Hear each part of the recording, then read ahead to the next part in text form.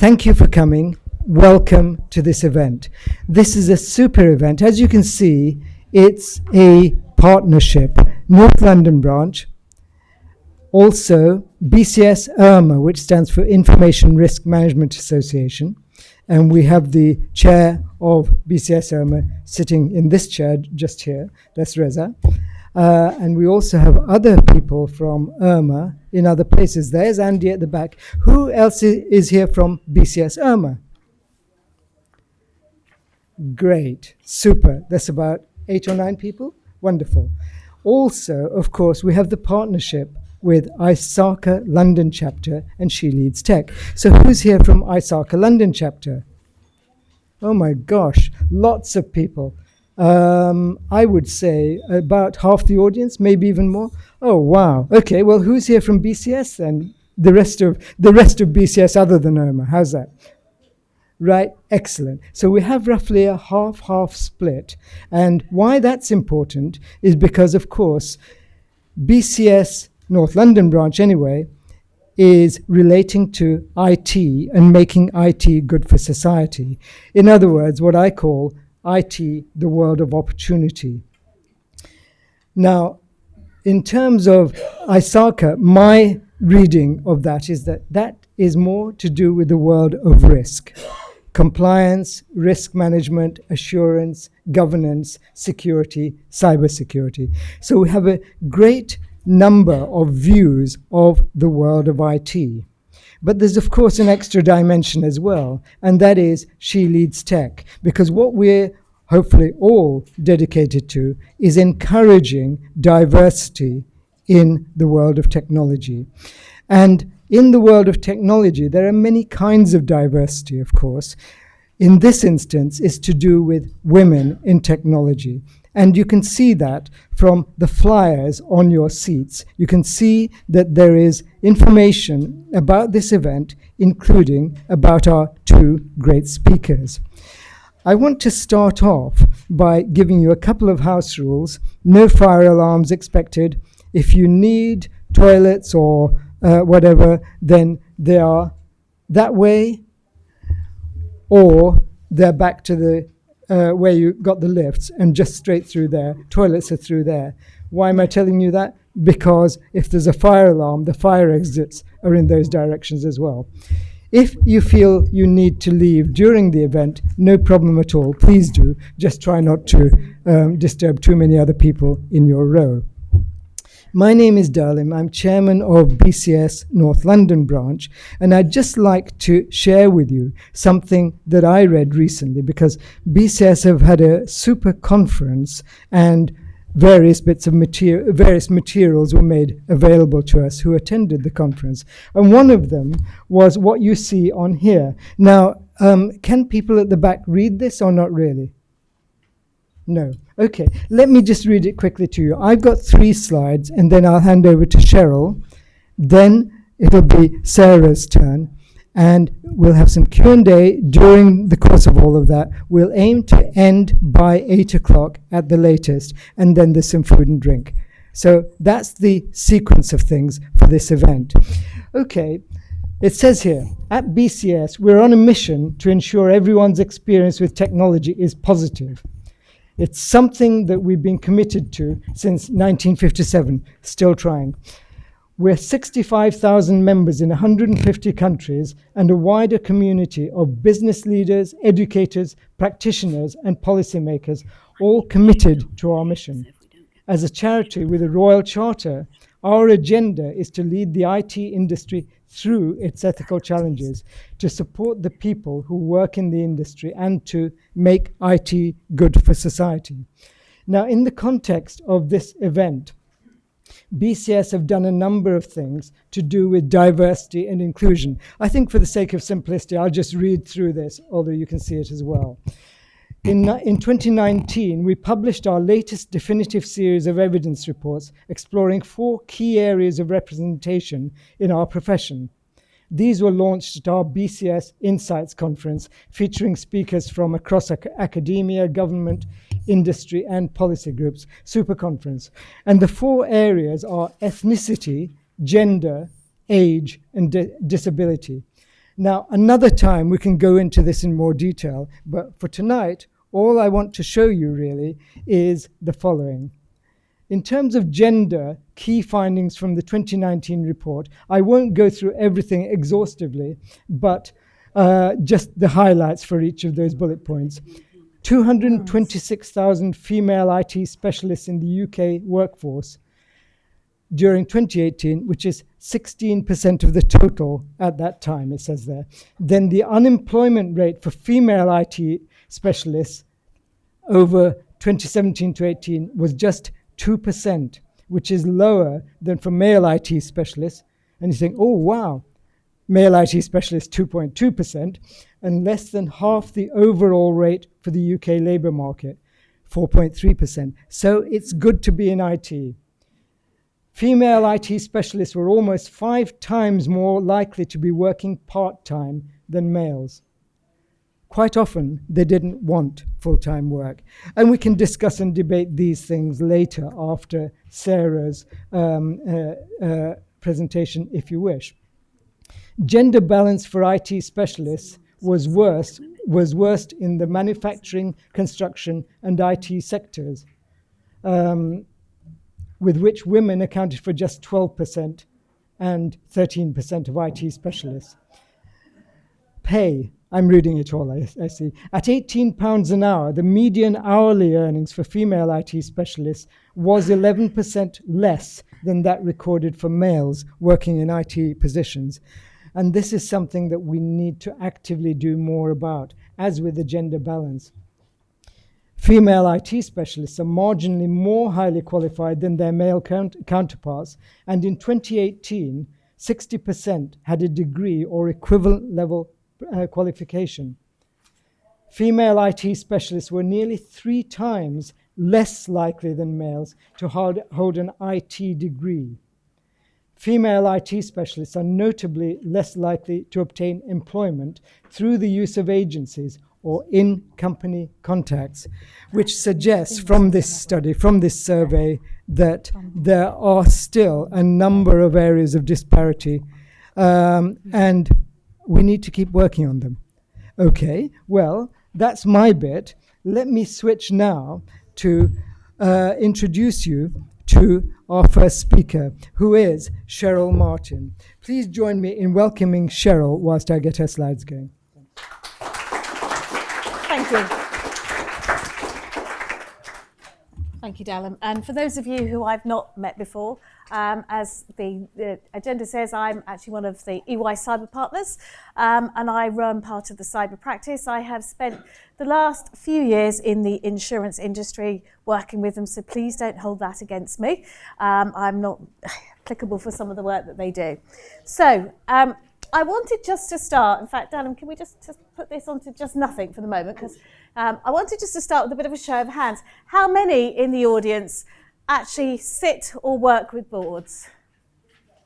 A couple of you. Okay. So can I ask to indulge with you as I just go through the first bit? For those of you who don't work with boards, I want you just to do a bit of an imagination. How many of you have a house or a flat or go home somewhere at the end of the evening? Yeah, we all do. Okay, so how many of you have a front door key and maybe 1 or 2 front door keys? Okay, so we've got some good physical security, that's good. How many of you got 1 or 2 bank accounts maybe? Yeah, good, most of you, that's good. The rest of you are obviously bartering still and got your chickens and your eggs and everything else. So, let's just roll forward and imagine that we have lost our bank accounts. How long, you can shout out, how long could you last without any money? Now, for the millennials, and I'm sorry, you're right in my eye here, how long could you last without your smartphone with its Apple Pay? Could you get home? Yeah, I use a motor So, how long could you last then without your Apple Pay? Maybe. I actually don't use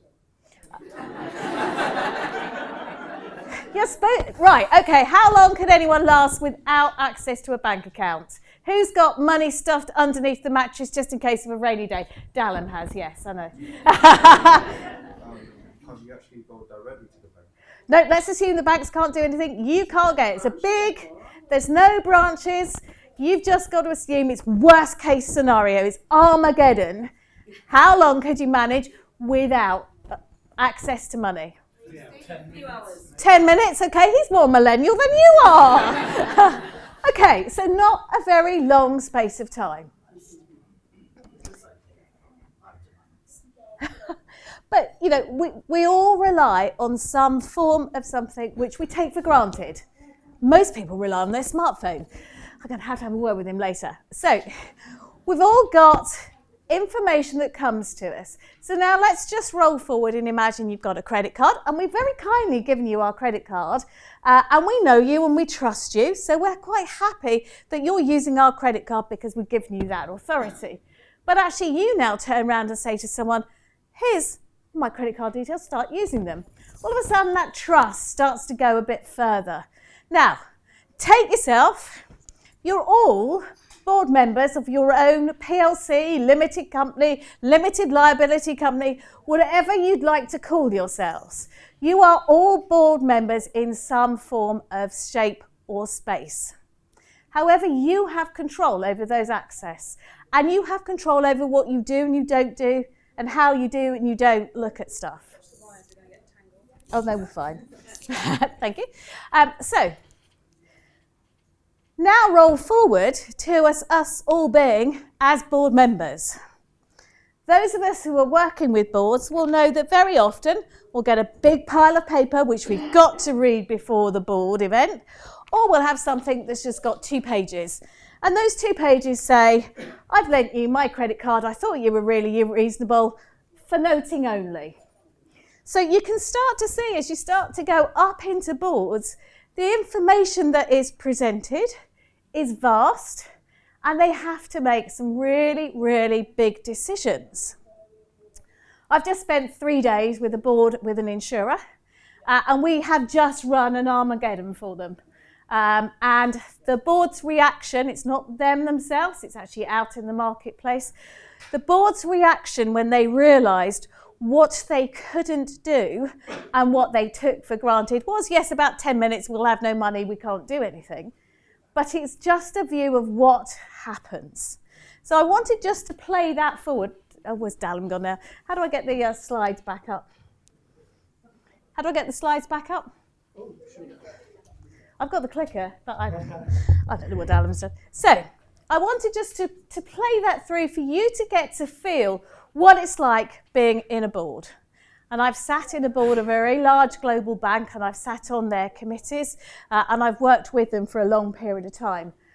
As I say, the amount of information that you actually get is very little. My back was turned to you as the audience. How many of you in the room are actually in some form of cyber and working with cyber? Okay, so you're spending that time trying to educate those that are going up. And you're trying to think about what it is that the board need to be aware of. So over the next few slides, I'm going to try and give you a bit of an education.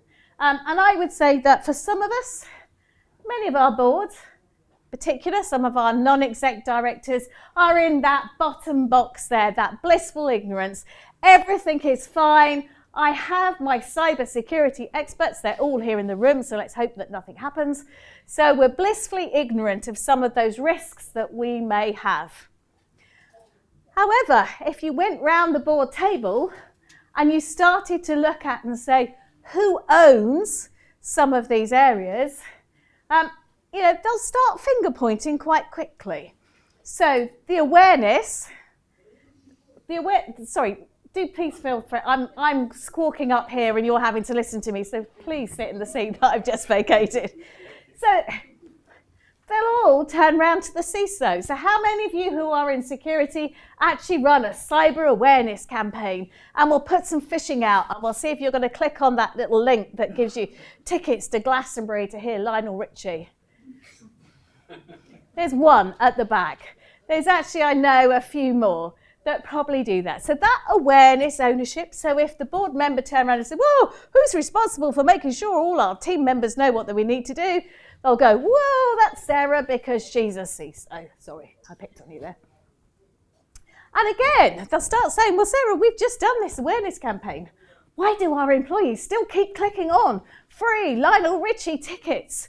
What's happening? Why don't they understand what we need to do and where we need to be? So, we've got this cyber risk appetite. We think we know what we're doing, but yet we're still having issues that are occurring.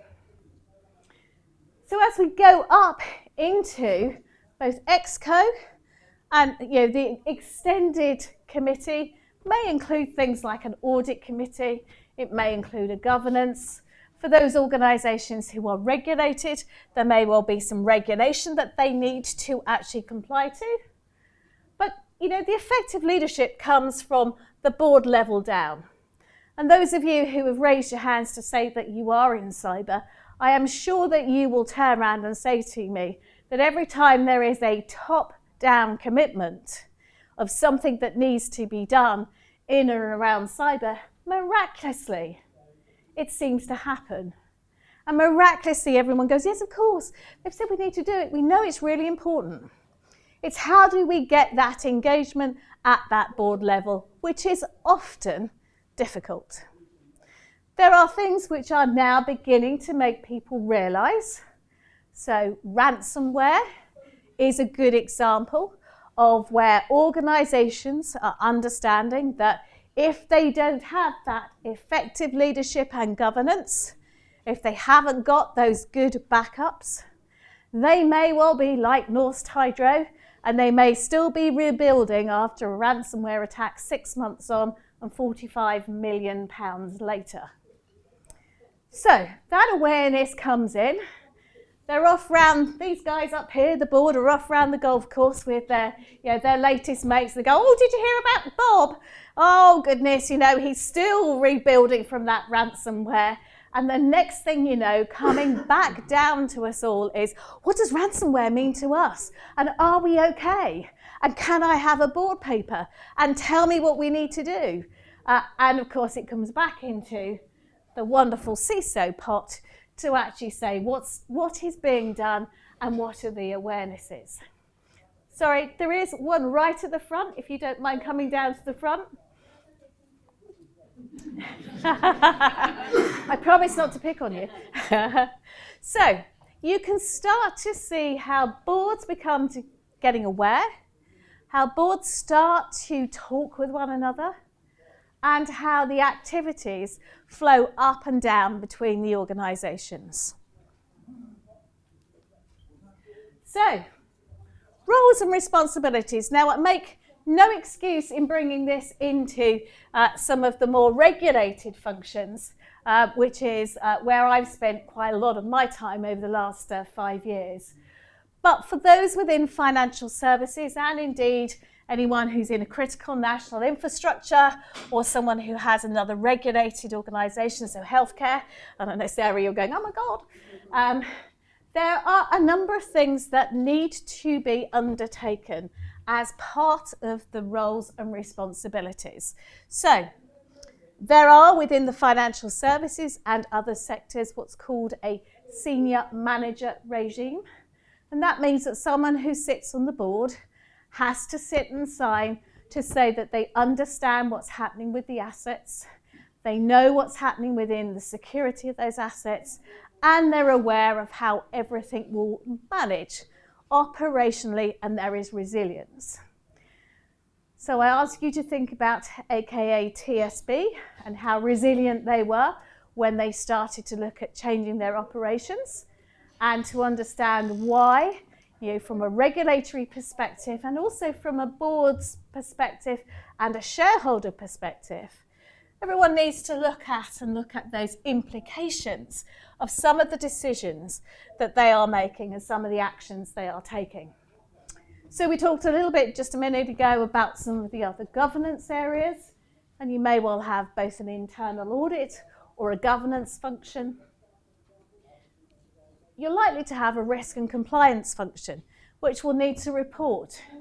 And it's at these instances that when the board haven't acted in due diligence, that some of the activities start to get questioned. So where was the rest of the organisation with the roles and the responsibilities? And as I mentioned just now, the need for cyber resilience, and in particular for recovery, is becoming ever more evident. I was with an organisation this morning who's actually in the charity sector. They had a ransomware in February. They had no ransom given to them. They were just attacked, and they couldn't find a way to unlock it. There was no bit unlocker. So they have spent the last few months trying to rebuild their services and rebuild everything that they needed from their data platform. So understanding your recovery requirements is really key and critical. And as a board member, that's one of the things that gets debated quite a lot. How am I going to be able to survive and still compete? What are my peers doing? What are my competitors doing? How much am I going to have to spend? So what was the show of hands for how many work in IT? Okay. So what do we as IT people like? We like some of that brand new sparkly tin, don't we? The new technologies and solutions. And often those are the right answers for organisations. But again, it's, what is the impact into the board, into the cyber environment, and what is the risk reward? So we're seeing more and more organisational complexities. We are relying more and more on diverse, enabled ecosystems. I hate that term ecosystem, so I apologise for using it. But we're using third parties. Our third, fourth, fifth, sixth parties are often using cloud. We're using cloud. We have got a whole nightmare of environments that we're trying to manage. We have got really old, clunky technology that we can never migrate off because Bob, who sits in the corner that's gathering still, dust and cobwebs, says that we can never get off that because all of the platforms are on there. And we've got those young millennials in their suits, apologies, in their suits, in the garages, as they call them, doing all this digital thing. But we've got an environment that we need to protect. And the board members are confused. They are really confused as to what does that mean for them? What is that as a risk for them? And how are they going to protect the organisation? Because they know that the moment that something occurs, their nooses are going to be their necks are going to be in the nooses, their nooses are going to be in the neck. Well, there we go. That's a new phrase, so you heard it here first. So looking at that organisational complexity, and indeed making sure when they look at mergers, joint ventures, acquisitions, their third parties, that they understand the risk that they are getting into and the protection that they need to make, because they will be the ones that will have to stand up, whether it's in the shareholder meeting, whether it's on the website, whether it's anyone they need to talk to say, this is the decision we made, and this is why we made it. And risk, reward, balance is all really important. And right at the bottom here, and apologies for those right at the back, but I'll read it out to you. Number 5, which is the changing customer habits. How many people get frustrated if you're on a website and you don't get an answer in a couple of seconds? Yep, everyone does now. We expect that as a matter of course. But if we've had a cyber incident or if we've got an issue, what do? Millennials go onto Twitter. Almost instantly now, something is on social media. There is an activity, there's someone saying, this is just not good enough, sort it out. Or you take your business elsewhere. So as customers and consumers, we are demanding more from our suppliers, which means that we need to be resilient, which means that we need to ensure that if we do have some form of cyber incident or cyber risk, that as a board we know where our backups are, we know how we're going to service our customers, and we're proactively going to go out to our shareholders as well. I spent last summer working with an organisation that had inadvertently disclosed some data. I think that's probably the polite way of saying, yeah, they'd scored an own goal.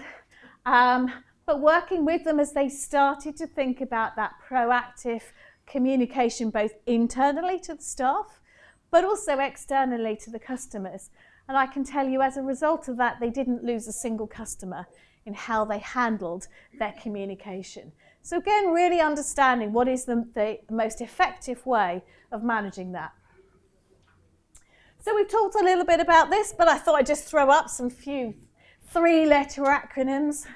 You know, the Internet of Things and the more connected devices that we have, you know, drives that digital revolution.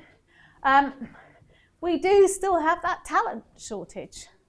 And, you know, Dallin mentioned a little bit about the diversity issues. We still have some of those diversity inequalities in some of the developments of platforms. So, you know, we still have doctor being only male, not now anymore. But, you know, if we're looking at some of those areas as well, you know, how are we leveraging that talent shortage? If you had an incident, so if you were a board member and you had an incident, how would you start to pull in other parts of your organisation to manage that incident? And those are the things which boards need to start taking. And those are the conversations and the activities they're having when there is a war going on and they're in a real life war room. And I can tell you that it's drafting in Mary Jo and whoever, it's various customers, activities don't go on. So normal BAU activities get suspended. So we talked just right at the start about what would you do if you had no access to your bank account. You know, what would you not be able to do? Is your normal business as usual activity, because you can't get access to the money that you need or the things that you need. That's exactly what the boards have to debate when they go through some of these things. And yeah, you know, we're looking at more regulation. We all managed to flop over the line with GDPR, but we still have an issue with some of our data quality and the actions and the work that we're doing with that data, and still needing to you know, regulate it. So what are we seeing in some of the threat landscapes? Ransomware is definitely on the increase. Without shadow of a doubt, it is the latest activity that is happening. And as I say, you know, we've put up here just a bit about some of those that are still in the news, but there are those which are ongoing at the moment, which haven't made the news headlines. And I didn't put Norsk Hydro up here, but yeah, there is, you know, some of those things that are happening there. Disruption to online services. The RBS, the well-known RBS event, which caused a lot of issues. I couldn't put TSB up here because that was a bit of an own goal as well. But, you know, we're starting to see attacks and malware attacks which are going on. These are all things which, as board members, many do read the newspaper. We do think of the board members as being old and fusty and they just about get out of bed at lunchtime. They'll have an hour's lunch and they'll do something else. But they do read the newspaper. They do get concerned about some of these things. And you could quite easily see why the request comes back down the line in the organisation to say, you know, are we going to get a theft like Equifax? Could we be impacted like Maersk or Norsk Hydro? What would it mean to us as a business? And yes, we would expect the business continuity plans to be used, but quite often, you know, the board will look at some of those things which may not be in the business continuity plan as well. They might be thinking about some of the impacts to them as the suppliers. There might be a merger coming on. There might be a big contract that's coming down the line that we in the IT department, the security department may not know about. So understanding some of the threat landscape and contextualizing that for a board to read is often difficult. You know, as cyber and IT specialists, we often like the detail. We often like, you know, what's happening, what's the nuts and bolts. as the board members, we need to take that up to that helicopter view and actually say, what does it mean to us as a business? So, a consistent dashboard and something which the board can start to look at, can wake up to in the morning. When I was in the large global bank, the global head of IT wanted something on his phone. The problem was he never slept. He said, I want something on my phone before I wake up. And we were going, okay, what time is that? Do we do it 12 o'clock? Do we do it 1 o'clock in the morning? So we went for a 5 a.m. release. But he wanted a consistent daily dashboard that allowed him very quickly to see if there was something going wrong. Interesting was a conversation I had about 3 months ago from a security team. And I said, well, you've got great dashboards. And they went, yeah, we have just found out that our chief risk officer is colourblind. So for the last 18 months, we have been providing a dashboard. He's got no idea what it means. So do check the stakeholders you are providing the information to and make sure it's useful for them, or whether there's anything else that might help them to look at that. But that, risk, reward and controls is the thing that actually, right at the start, the first thing in the morning, the board needs to know, do they need to be worried? Can they focus on strategic stuff? Is it business as usual? Or do they need to put their big red underpants on, find their red cape and come in and try and sort something out? So, standardised ratings. And again, this week, the work I've been doing with another board, it was very interesting when we went across the BUs and looked at their BUs. They had completely different ways of evaluating something. So as the board sat there, they went, well, I'm going to choose this lady in the lovely pink t-shirt. Now, you're saying it's 20%. Our millennial here is really conservative. He said 5%. Sarah said actually 35%. But I've no idea how you're coming to this because you've all used a different way and a different methodology. So standardizing those ratings to actually understand what that means allows us to look at what the issues are and for the board to really focus on the important things. Is it a big risk to me if I put this new technology in? Can I understand by putting that new technology in where my risk appetite is going to be reduced? Can I understand what it means to me as a business? What is it going to give me if I put that in? And that quantitative and qualitative views. In the recent survey that we did last year at EY, in our Global Information Security Survey, we went out to 1,450 organisations globally, and there's a couple of EY people here, they'll keep me honest if I say the wrong thing, but 57% of our global organisations all said that the biggest issue that they had was with their employees and internal cyber issues. And that sometimes doesn't come out in the technology that we're managing. It sometimes doesn't come out in the processes and controls that we're looking at. It comes out more in this bottom part here is some of that quantitative activity. If we are going through, if as a board we're going through a volatile time, what does that mean to our people? Are we going to get disgruntled employees? Starting to come up to the board with some of those views and giving the activity for the board to actually look at and understand how they're making those informed decisions is really critical. Really critical. And being able to articulate this on a regular basis is something that makes the job of the board when they've got either their great big wad of papers that they've got to wade through or that 2-pager that says, this is just for noting. It contextualizes everything that's going up there. So, what's the value to hackers? If we're sat here and we were doing something very different and we had the dark web up, we could go online and find out exactly how much it's worth for everyone's credit cards that are here, if Dallam had set up a scammer before we walked in, what will we be out in the marketplace actually getting? We've got some very nice, nifty person that's got all your driving licenses as well. But there is a price for that information.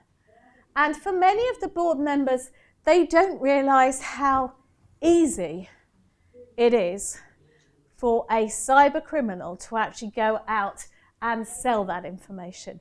So this has been very useful here in actually talking to some of the boards and focusing their minds as to why would someone come in for personal information? What might they do with that? How might they use my organisation as a landing point to go to somewhere else? Because the cyber criminals do the same as we do. They build a view and a picture of the organisation, and they actually work out where some of those points are of interconnect. So, if I'm going to take Uber drivers' names, which were in, one of the hacks, I could start taking health records of a US driver, and before you know it, I've built up a whole profile.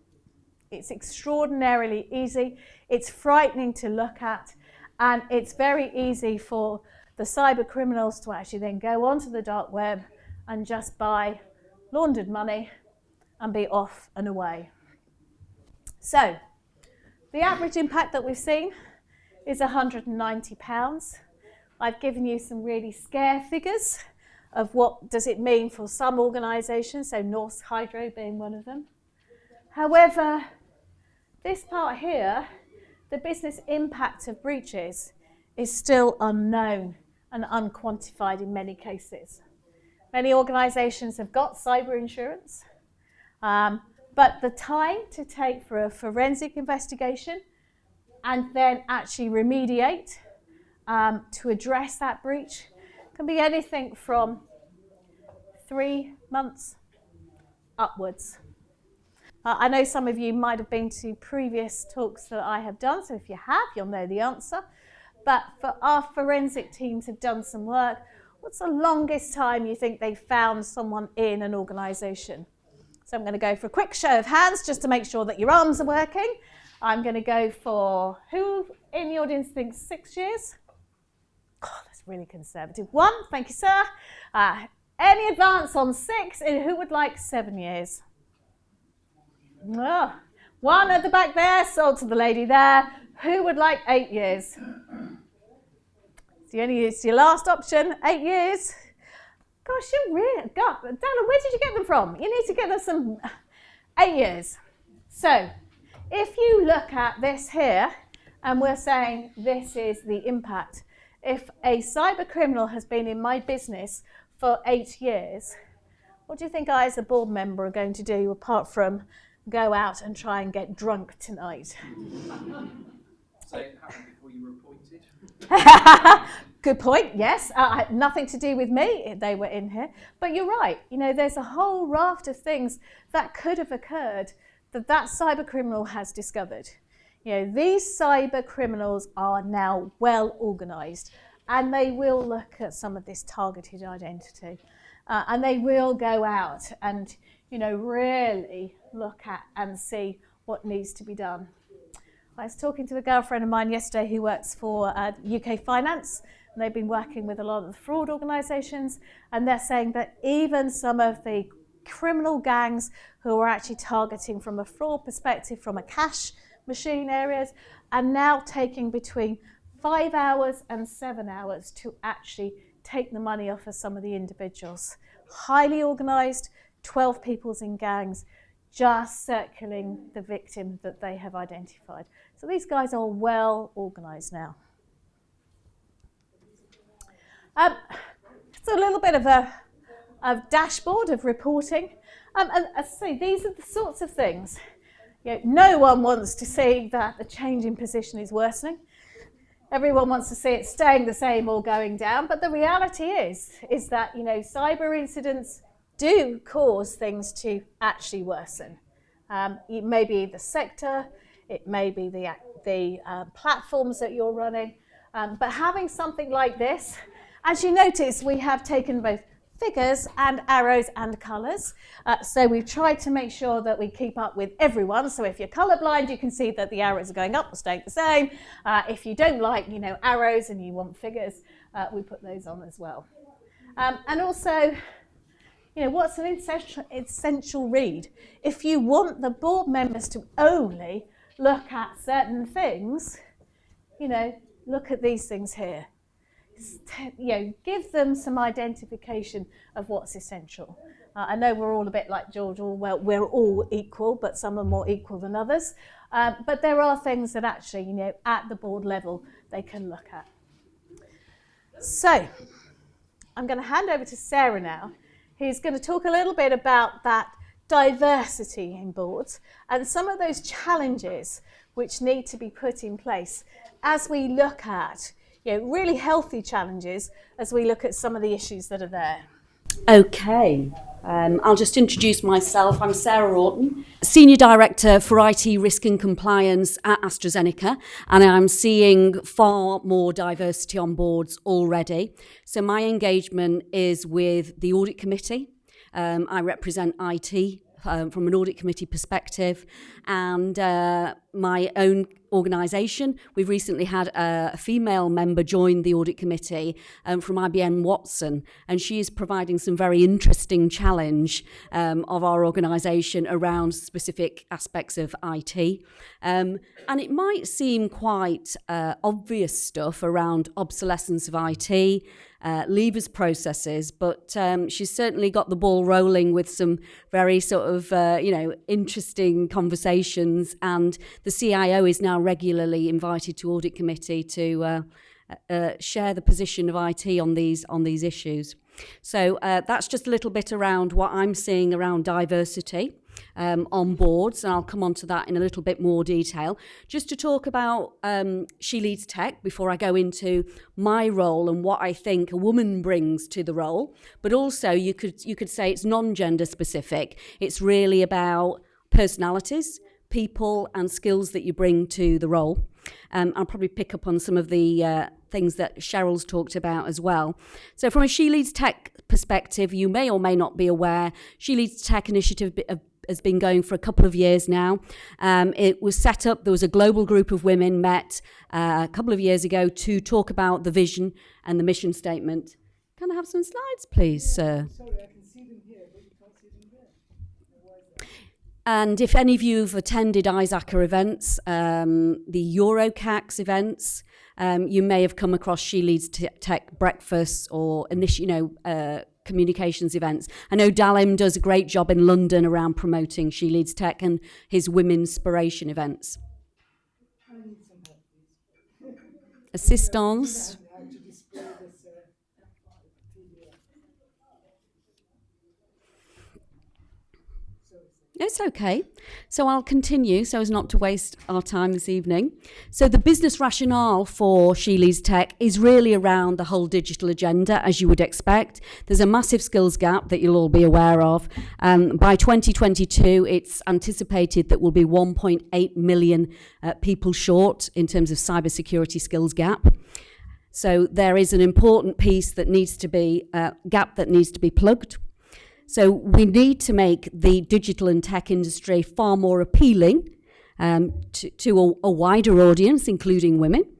And so really, it's obviously a much broader issue than the women's agenda. I know Dalim talked about that initially. The key focus of She Leads Tech is women, but I'm recognising, obviously, it's appealing to as many people as we can around what needs to happen. And so the mission and values for She Leads Tech is very much around increasing the representation of women in tech, leadership roles and technical workforce. So that's what we're talking about. So it's getting women into more senior positions and making it so it feels attainable to a woman. So you've already seen Cheryl tonight, a partner from EY. She's a role model for other women. I don't want to blow my own trumpet because women don't like doing that typically. But as a senior woman working in IT, I see myself as being a role model to other women as to how you can be successful in this area, whatever your skills and background. There is always, something to be brought to the party. So the key tenets of the strategy around are engagement, empowerment, and elevation. So really engagement it's come from a perspective of how do we engage more women in this agenda. If you put that into an ISACA meeting perspective, I'm delighted tonight to see so many women in the room. At core ISACA meetings, we don't see as many women in the room. We'll probably see about 10% if we're lucky. And that was the reason why I got involved initially, because I wanted to increase the number of females in the room. It's great to see a greater diversity in this room as well. Up in Northern England chapter, we do have the old saying, grey, male and stale. So I guess there was a greater imperative for me coming from the north of England to do something about this. So it's about building awareness at our chapter level, but also across the piece around what ISACA is about, and making our events and more appealing to women. It's about empowering women, giving them role models and also access to mentorship programs, those sorts of things. And also elevation, giving them access to mentors, sponsors. I think sponsors are a new thing for me, that I hadn't recognised the power of them. And I think it really comes down to your network. And operating within an organisation, never underestimate the power of that network to get you in positions.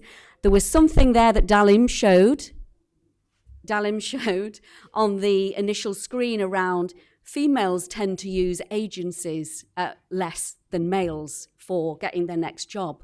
And I looked at Cheryl and I went, I thought, I'm not sure what that means. And then Cheryl explained it to me. It's because we use our networks. And that, I guess, in terms of empowerment of women and elevation within organisations, it's very important that women recognise that that there is a skill or access to something that they have that is really going to empower them in their career. And I can certainly say in my current role that definitely happened for me. I actually had 3 sponsors in different parts of the organisation that before my promotion, I wouldn't have identified them as such. But once I got the job, I was kind of like, that person there put a good word in for me there. That other, and I worked it out after the event that I'd actually had 3 sponsors. And so the importance of the network, it shouldn't be underestimated. So that's both within organisations and outside of organisations.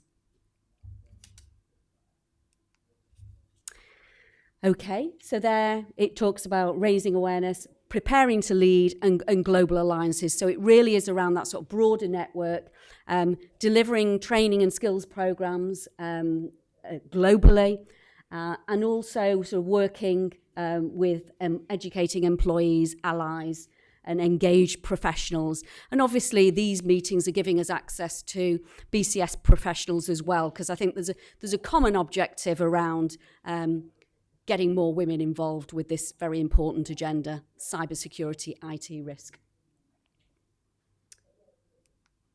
Okay, so part of how we go about it, and in terms of those 3 things, raising awareness, preparing to lead, and building global alliances, you can get involved in any way, shape or form. And how I'm going to get involved tonight is by sharing a little bit of my story and speaking at a conference. So, and you can see there are other ways to get involved with this initiative.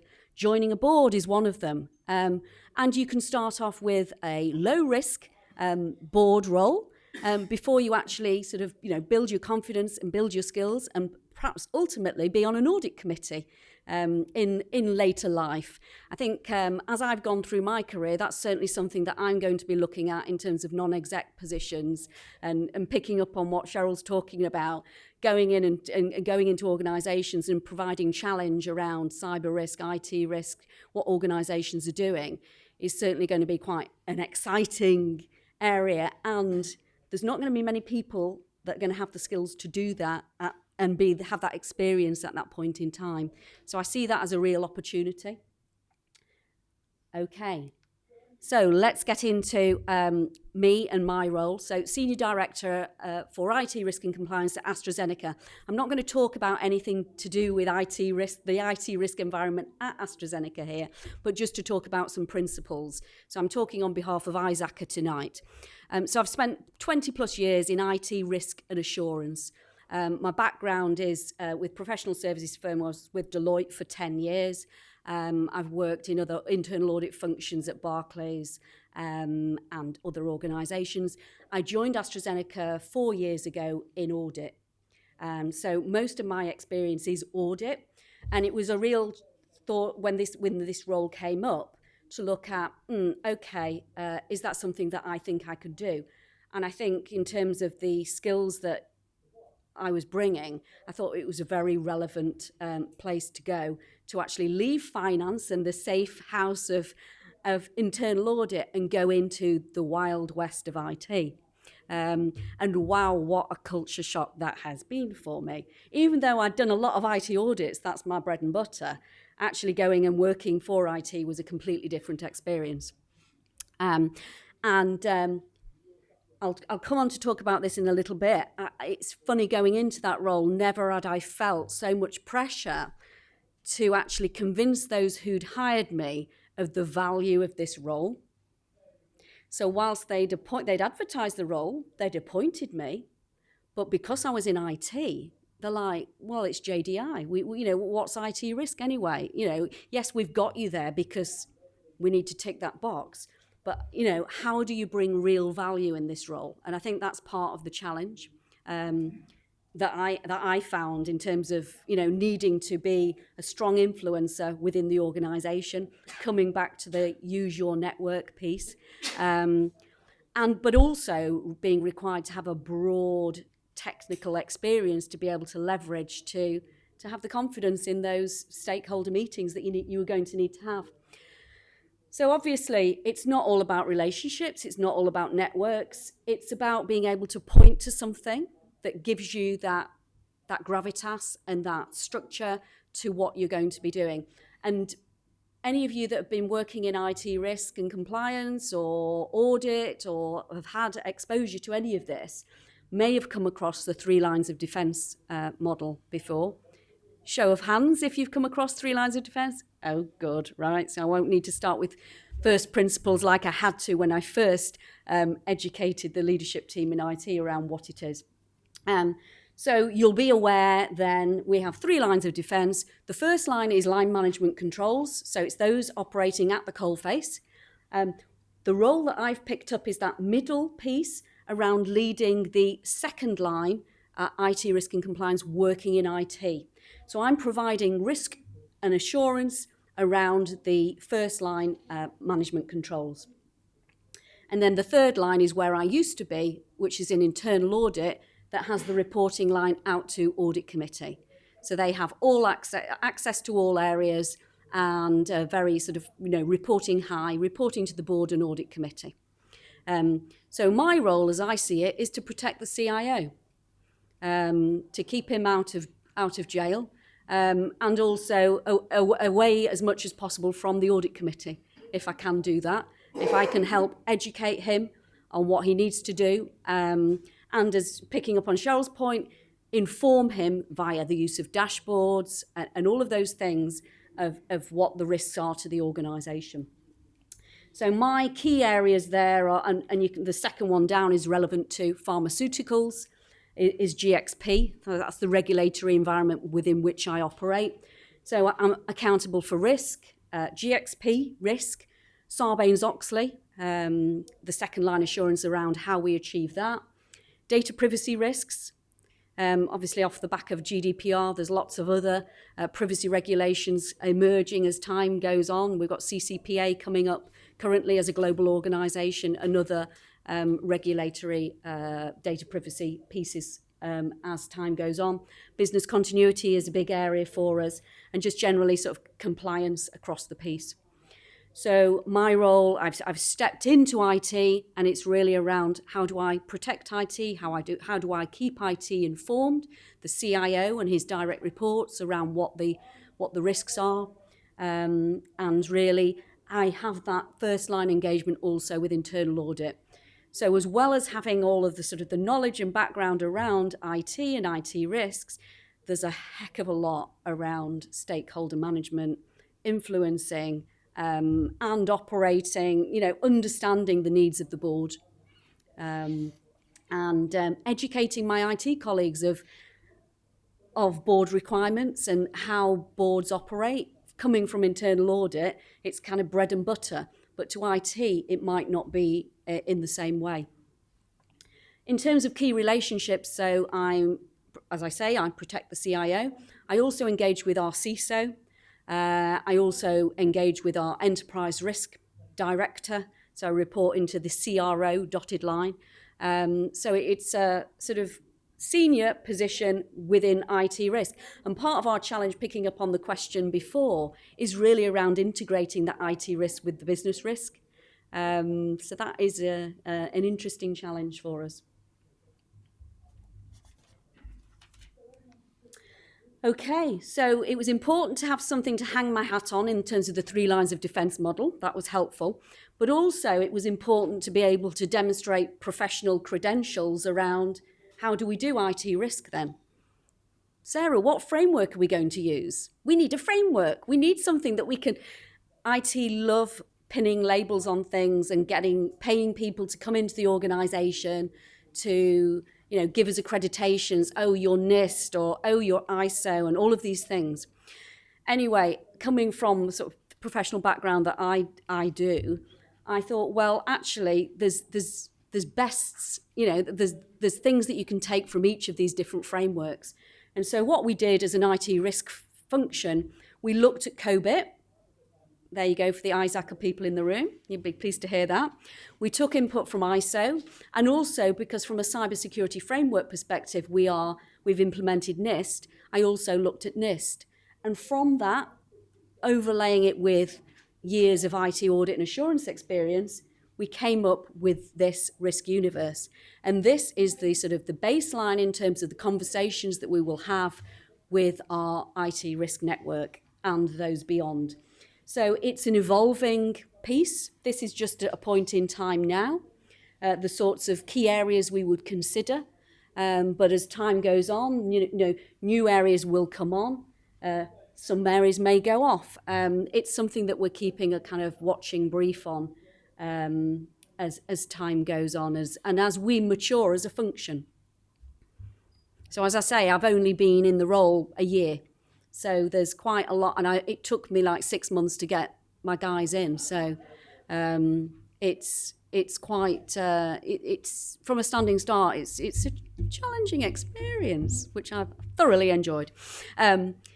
Gartner references 3 characteristics of new digital leader mindset. Those 3 characteristics are: number 1, adopt the principle of people first. Develop trust and collaboration continually, and share leadership wisely. Now, these characteristics, I think, could apply to, whether we're talking digital risk, IT risk, cyber risk. I think in this new world that we're going into, and I think particularly important for all of the different generations that are in the workplace, it's to really put the emphasis and value on some of those softer skills. Because I think it's great to have that tech knowledge, but also you've got to be able to land it. You've got to be able to understand the tech, but also be able to have the conversations around digital with the business, understand the requirement, understand where the IT, the tech is touching the business, is touching the customer. So in a pharma context, obviously we've got smart medical devices now that are going straight into our patients. So IT isn't just being delivered to the business so that they can deliver a service to the patient.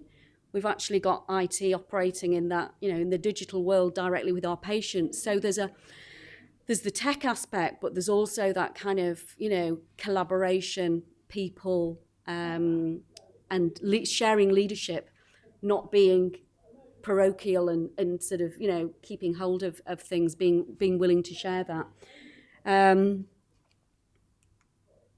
So the key skills I see in terms of having been able to build this IT risk and compliance function, and also the skills I think are going to be required for a 21st century leader in digital risk, are around these 3 areas. You need to be able to raise awareness around what you're trying to achieve. You need to be able to sell that message to the leadership, to the boards. You need to be able to influence people.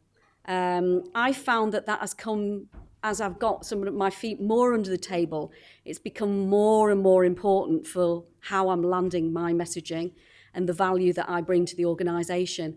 So I'm finding I'm not just doing IT risk, but I'm seeing all these opportunities across the organisation for people to collaborate better than they are doing. And I'm trying to facilitate those kinds of conversations and bring people together that really should be working together.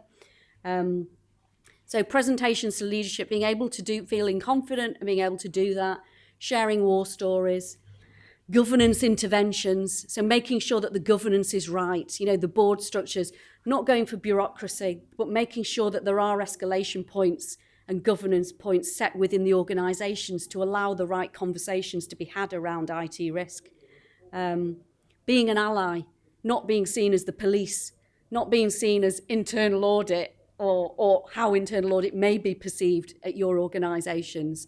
So second line, it's more around how can we help, how can we make sure that we're not reporting hundreds of overdue actions to the audit committee relating to IT and cyber.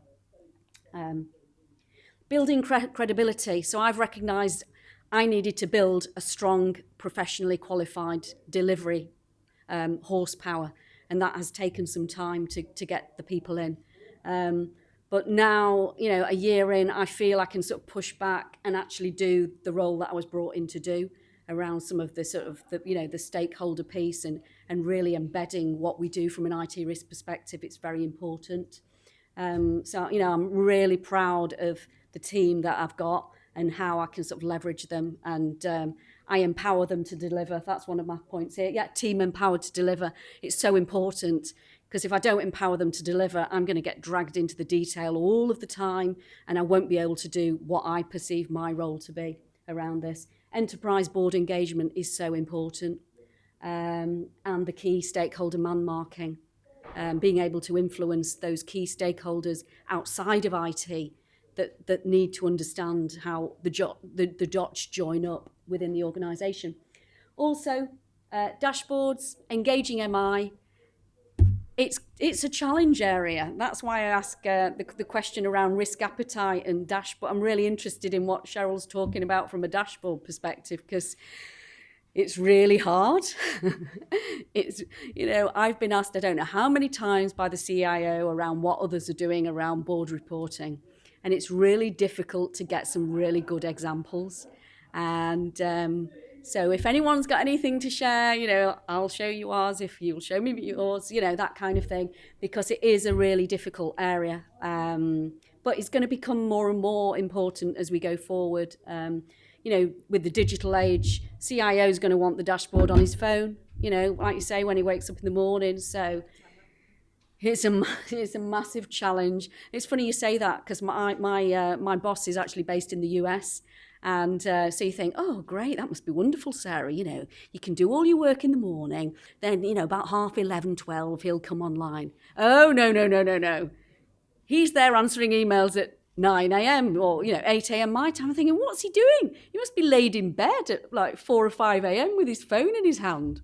Crazy. But yeah, it's that point. Timely and professional delivery. It's important from an IT risk perspective, coming from ex-Big Four and also audit. I see everyone else that I engage with in my organisation as a stakeholder, and I'm delivering a service to them. So that delivery has to be professional and timely. Yes, we are all working for the same organisation, but if you're touching my team, you should get a similar service, whoever you're speaking to in my team.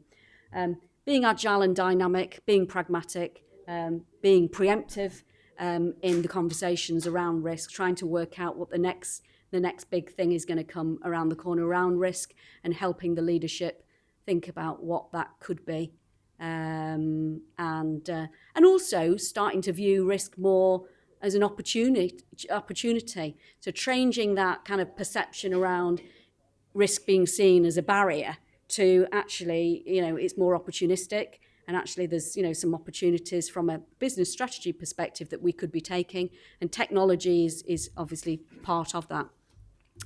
So, I don't know. So in summary, I think there is a role in tech for everyone, whether that be deep technical, whether that be project program management, whether it be customer service, whether it be stakeholder, however, I think the value of interpersonal skills working in IT has been undervalued over the years. But I think we're going to see a shift, certainly as we go, much further into the 21st century, up through the, what do we call it? Are we going to call them the 20s? Yeah, the 2020s. I think that sort of the softer skills, the emotional intelligence, the stakeholder management will come much more into the fore, and IT professionals will need to have those skills. What I would say is, I've had the safe environment of working in finance and having the sort of the rigor and process around all the methodologies, and not necessarily needed to be agile, dynamic, and work quickly. But I would say never fear stepping outside of your comfort zone. You can reinvent yourself. You can respray yourself. I think it's quite a low-risk strategy for me, if I'm honest. But it's certainly something that I'm pleased I did. It was a challenging move, but with the challenge came so much more reward than anything I've ever done before. So, I was speaking to a woman the other day who'd started a new job. She left the Big Four to go and work for a small organisation in Wigan. She says, Sarah, I'm not enjoying it. And I know she jumped around a little bit before that. And my advice to her was, you need to stay there. You need to go through the pain barrier and come out the other side, because you'll be a bigger, stronger person for it. And that's my advice to, I don't think the older generation in the room need to hear that, but for younger people coming through, the pain aspects of your career are actually the bits that are actually going to give you, the skills to really, go on and develop yourself, build your confidence, and they're the best bits. They might not feel like it at the time, but they certainly are. And my outro would be, grow your network, keep on growing your network and develop your knowledge. Keep on doing that. Thank you.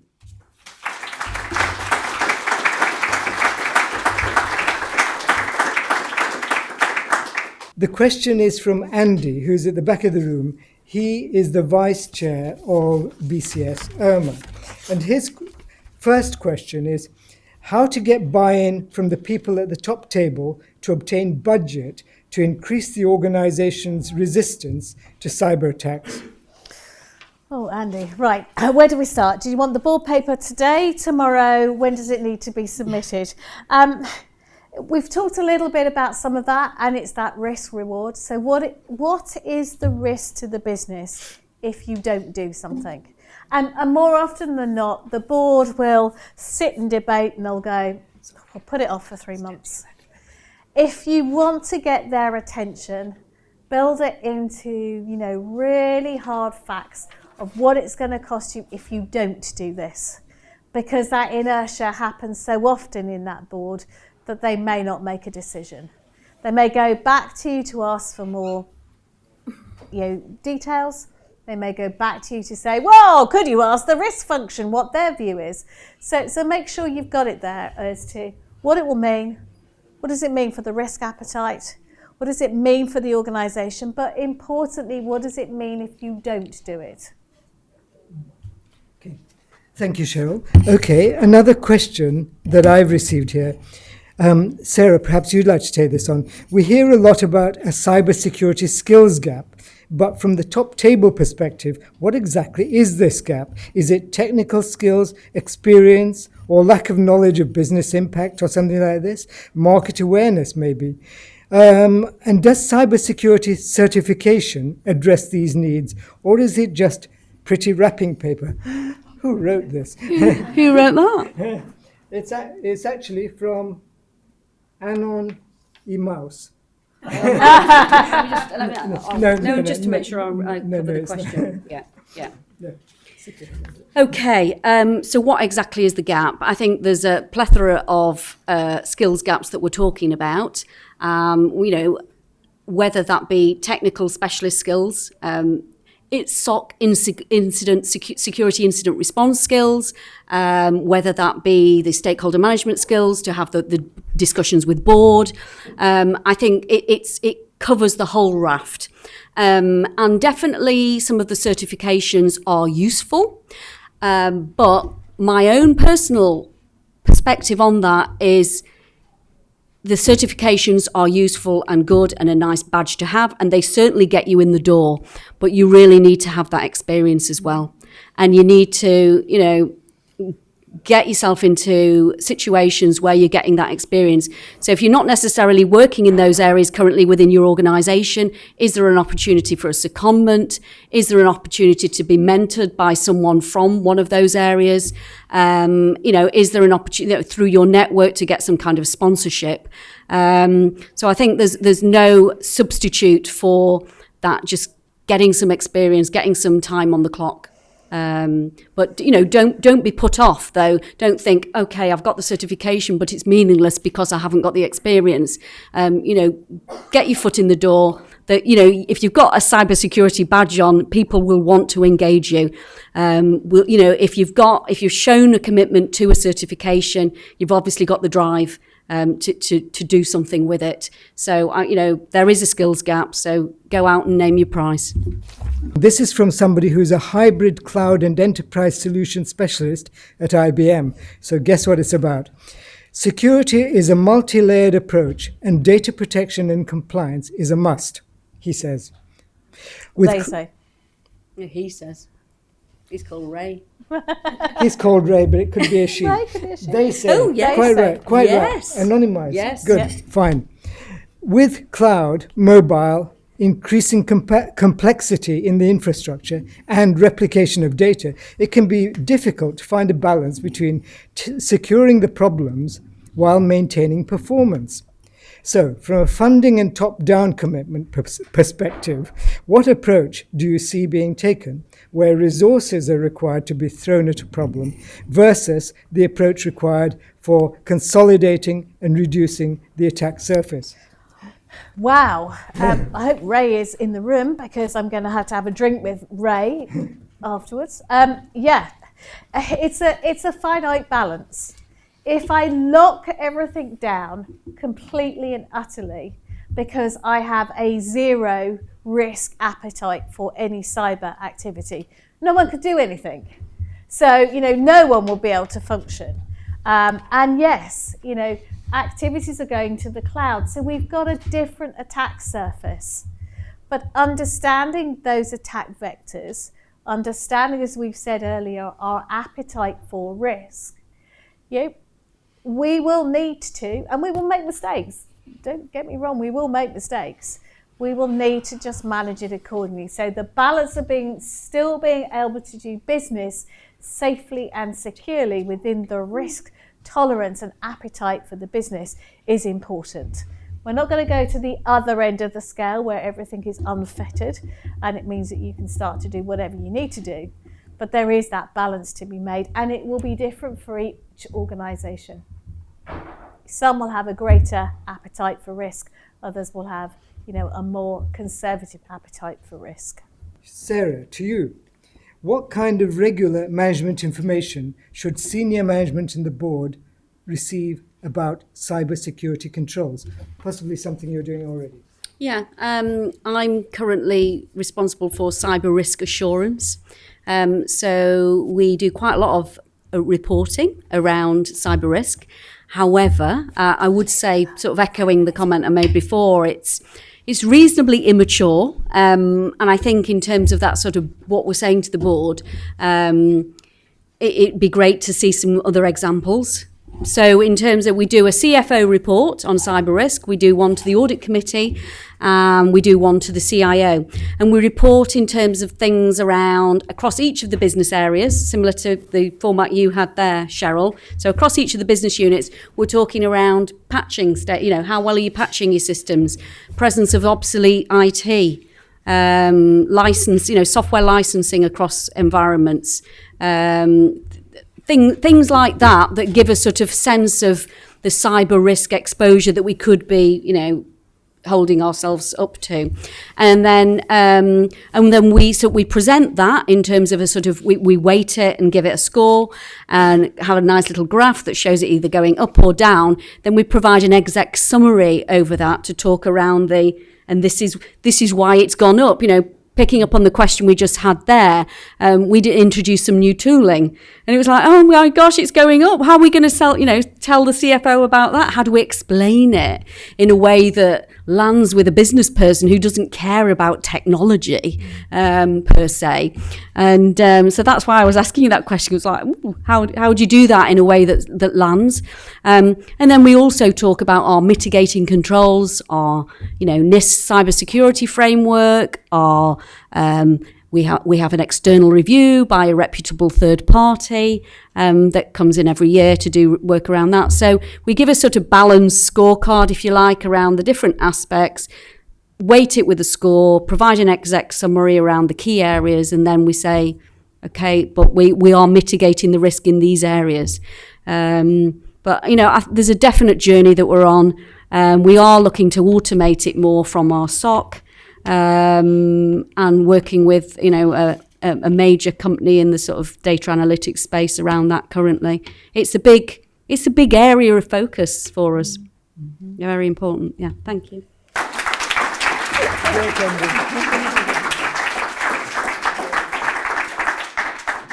Please join me now in we have had a great event from our two super presenters, and I would just like to present them both with a BCS book to remember the occasion. So may I present you with that, Sarah? Thank you.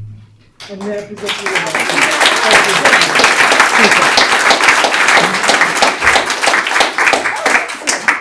And as for you, I hope you've got these sheets, and you can see that we're having nothing in August. Have a break. But we will, I'm being pointed towards Mike. Hi, Mike. We've got nothing in August, but then we kick off again in September. And it's going to be in our new venue, which is near Moorgate, Bank, and Liverpool Street stations. So really looking forward to that. Really looking forward to seeing you there. New venue, new views, it says here. And we're going to start off with something which is related to neurodiversity and thinking differently, another of the topics that we're going to major on during the year. Incidentally, North London branch has got 2 other events lined up for you in September as well, which are coming up. They are on September 11th and then on 16th. They should be interesting too. And then linking up with this event on the 25th or 21st, the 25th of September, we've got the next ISARCA London chapter event, which will include cyber insurance. So big topics, very interesting to catch up with those. Now, to follow Sarah's analogy about the arrows going in various directions in your controls reporting, I've just seen an arrow which points that way, and it's labeled food and drink for you. See you out there. Thank you.